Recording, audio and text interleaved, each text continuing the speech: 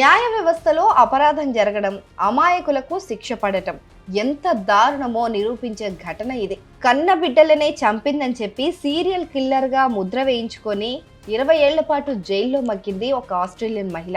ఇప్పుడు ఆమె నిర్దోషిగా బయటకు విడుదలైంది. అంటే ఇన్ని రోజులు ఆమె చెయ్యని నేరానికి 20 ఏళ్ల పాటు తను జైల్లో మగ్గిపోయింది. ఈ దారుణమైన అన్యాయానికి పరిహారంగా ఆస్ట్రేలియా ప్రభుత్వం 20 లక్షల ఆస్ట్రేలియన్ డాలర్స్ ని ఇవ్వాలని నిర్ణయించింది. కానీ ఇది చాలా తక్కువని, ఆమె అనుభవించిన దానికి కనీసం $1,00,00,000 ఇవ్వాలని చెప్పి ఆ మహిళ తరఫు న్యాయవాదులు ఇప్పుడు డిమాండ్ చేస్తున్నారు. శాస్త్రీయ పరిశోధనల ఆధారంగా తన చిన్నారులను ఆమె చంపలేదు అని చెప్పి తేలడంతో కొంతకాలం క్రితం ఆమె విడుదలైంది. ఈ క్రమంలోనే పరిహారంగా ఆమెకు $2 మిలియన్ చెల్లించాలని ఆస్ట్రేలియన్ ప్రభుత్వం నిర్ణయం తీసుకుంది. అయితే బాధిత మహిళ తరఫు న్యాయవాది మాత్రం ఇంత తక్కువ పరిహారం చెల్లించడం సమంజసం కాదు అని అంటున్నారు. ఈ దురదృష్టకర కథలో 20 ఏళ్ల పాటు జైల్లో మగ్గింది క్యాథలిన్ ఫోల్బిగ్ అనే మహిళ. ఈమె న్యూ సౌత్ వేల్స్ కు చెందినావిడ. ఈమెకు 2 కుమారులు 2 కుమార్తెలు ఉన్నారు. 1989-99 మధ్యకాలంలో ఆయా సందర్భాల్లో ఈ నలుగురు ఆకస్మికంగా మృతి చెందారు. అయితే కన్న తల్లే వారిని హత్య చేసినట్లు ఆరోపణలు వచ్చాయి అప్పట్లో.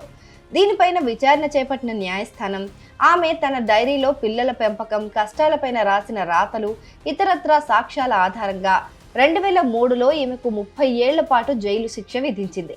అయితే తాను ఏ తప్పు చేయలేదని, తన పిల్లలు సహజంగానే మరణించారు బాబు అని చెప్పి క్యాథలిన్ ఎన్నో ఏళ్ల పాటు న్యాయ పోరాటం చేసింది.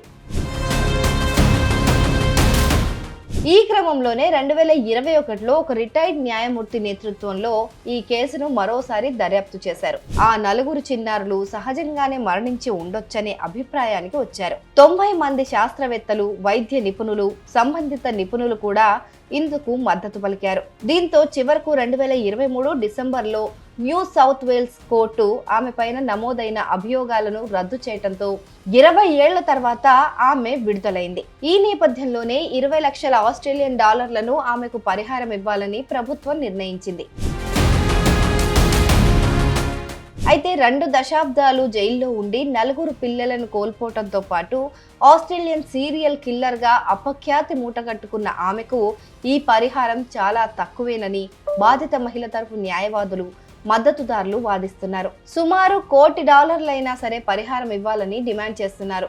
కనీసం $1,00,00,000 ఇవ్వాలని గట్టిగా డిమాండ్ చేస్తున్నారు. అంటే మన ఇండియన్ కరెన్సీలో చూసుకుంటే 55 కోట్ల రూపాయలు ఇవ్వాలని డిమాండ్ చేస్తున్నారు. ఈ ఘటన ప్రపంచవ్యాప్తంగా న్యాయ వ్యవస్థ పనితీరు ఎలా ఉంటుంది అనే దానిపైన మరోసారి చర్చకు దారితీసింది.